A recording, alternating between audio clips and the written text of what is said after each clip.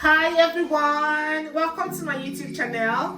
My name is Mercy Echeng. I'm a registered nurse currently practicing in the UK, and today I've got some juicy topic for you: securing admissions in the UK, everything you need to know from the admission process even down to the visa application.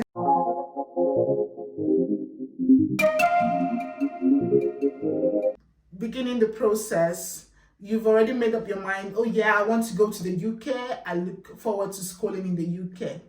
Now you're thinking of how to go about this yourself.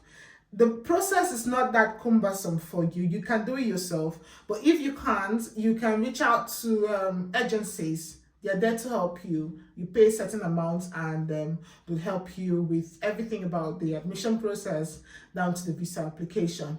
But then it's not something you cannot do, and that's why I brought up this video, just to enlighten you about everything involved with the process of relocating to the UK as a student.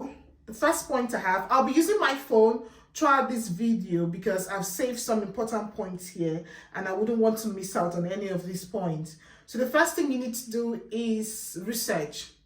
You need to do a very extensive research. You could research on the location, flexibility of payment, tuition fees. These are very important things you need to find out before you go further with the application. In terms of location, you might have family here and you want to school near your family members.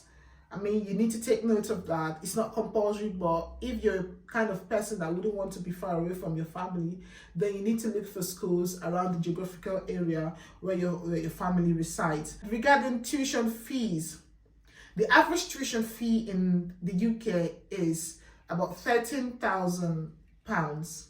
Some schools could charge over £24,000.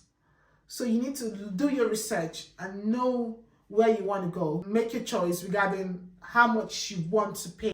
And in terms of flexibility of payment, some schools would allow you to make installments, up to 4 installments, some 3. So you need to look out for these so that when you come to the UK, you will not feel so pressurized to paying all your debts, your school debt. Now, the second point I would like to talk about when you're doing your personal application, you need to understand that your personal statement is very important. I said this in my previous video. I mentioned 3 points that you need to include in your personal statement: why you chose that course, why you chose that school, and why you chose that country. These 3 points are very important. You need to elaborate on them very well in your personal statement. Then you need to put together your documents. You need to put together your documents, including your certificates, your transcript.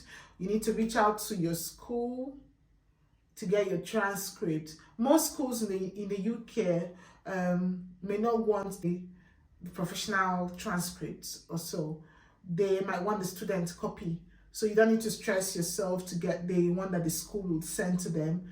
You could get the student's copy because it will be easier for you, really, because when you're making these applications, you're not just applying to one school, you're applying to several schools. So if you have the student's copy, you can send it to any school that you are applying to. And again, the next point is the English language test. The English language test requirement in the UK that is needed in the UK is the TOEFL or the IELTS. But most schools wouldn't bother you with this English requirement. I mean, in Nigeria, we were taught in English. So all you need to do is to reach out to your school and they would send a letter over to them stating that you were taught in English, and then you also back that up with your IELTS certificate. So you are good to go. You don't need the IELTS, but there are some schools that will actually emphasize that you must have the IELTS. Then again, your references. Before you give them names, you need to reach out to your references, inform them that you'll be using them for this application, and so before you send their names over, so they don't need to delay the process for you at all. When you're doing your references, it is very important that you use their official email. That's what most schools would require. Then your CV. Your CV is important. It tells a lot about you. During the application process, you may not have opportunities to explain about your gaps in schooling and all, but then in your CV, it will elaborate more on why you have the gaps, what you were doing from this time to this time, why you were not schooling and all. Especially the NYC, during this application process, you do not need the NYC certificate, but in your CV, you need to mention that, oh, this particular year I was busy serving the country. And then you also say, so some courses in Nigeria that would want you to do, they require you to do the internship. You can also include it in your CV that, okay, after my NYC, I went on to do my internship, and that is why there's this gap in my education history.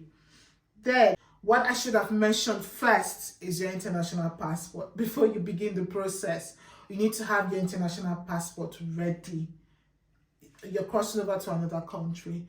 You need to have it at the start, not after you have applied. No, most universities will not even consider you without you having the international passport. Now, these are all what you need. This is what you need before you start the process. Now, after you have decided on the school you want to go and you have made your applications, you need to wait. You need to wait. Patience is of key importance in this application process. After waiting for them to respond to you, they would give you an offer letter. Now, the offer letter could be a conditional letter or an unconditional offer letter. Now, the conditional offer letter is given to you if the school still requires documents from you. So if the school still requires probably IELTS, or some other documents or more references, but then you would get the direct unconditional letter if there's nothing required from you. Now, when you have gotten this, it means you have gotten the admission, you've got a slot with them, but that's not where it ends. From getting your offer letter, after getting your offer letter, you need to proceed to pay the deposit. Now, most schools would say the deposit, most schools, the average deposit you pay is £3,000. So you pay the £3,000 as a deposit. That's why when I was talking about things you need to do or you need to take note of first, I included flexibility of payment. Some would say 3 installments, some would say 4 installments. For instance, in Derby, University of Derby, most courses would charge about £14,700. It's one of the cheapest universities in the UK. Most courses will charge £14,700 as the tuition fee. So what you need to do, and then they get a deposit of £3,000. So you need to pay this deposit. Now, how do you go about payments for this deposit? If you have a dollar account, you could pay directly, or if you have a trusted family member or a trusted friend, you could pay directly. But then if you do not have any of these I have mentioned, most people use the e-form A to make deposits to the university. You just need to fill out the form via the website. It's a website used by international students to make payments for their tuition fees. When you're done, you will now get a tele copy from the bank. It's a long process. You do all that so that you can be able to make payments to the school for your deposit. After payment, you need to wait for your university. You wait for your university to tell you if you've been accepted to study. They will tell you, they would confirm that. And what they usually do, they'll send you a CAS. The CAS is confirmation of acceptance of study. It's a document that shows that you have been accepted to study. This is the very, very official one, that you have been accepted to study. Most schools will do a pre-CAS interview before giving out that CAS form for you to tell you that, oh, you have been accepted to study. And what they do most of the time is they would send you an email, And when they send you this email, though, it will contain a link where you can click to apply for your CAS. And there are 3 documents that are needed when you are trying to make applications for the CAS. One is your unconditional offer letter that was given to you by the university. The second one is your school fees receipt. And the next one is your bank statement. How do you get your bank statement? This is also something people ask questions about. A minimum of 28 days and effective for the next 31 days. I'm going to explain to you. Minimum of 28 days. It means when you are getting your bank statement, it should cover a wide range of 28 days. In order for you not to have issues, you can make it to be a minimum of 1 month to be on the safe side. So now, most persons will ask, how much do you need in your account as deposit? What do you need to have in your account to enable you be successful in your applications? So I'm going to use Debbie as a case study. Now, for Debbie, what they would allow, they allow about £1,023 for a month. So you're going to times this by 9 months. You times £1,023 for 9 months. That's for just the maintenance fee. So it's £1,023 from 9 months for the maintenance fee times 9 months. You do that. And also your school fees. So your bank statement or your deposit in your account should have money for your maintenance and money for your school fee, the balance payment. You've made a deposit of £3,000 already to the university. So it's the balance you're going to include in your bank statement or in your bank account. Now, most universities will give you a bonus. For instance, Debbie gives a bonus of about £2,000. So if you minus £2,000 from your school fee, it's reduced. So it's the remaining balance you just add up with your maintenance money, and then you will have that as the money you need, your deposit, the money you need in your bank account. Now, when you have made that deposit, it needs to be in your bank for, like I said, 28 days. And then when you've sorted this out, it's getting ready, you've already made your CAS application, you need to go ahead to do your TB test, tuberculosis test.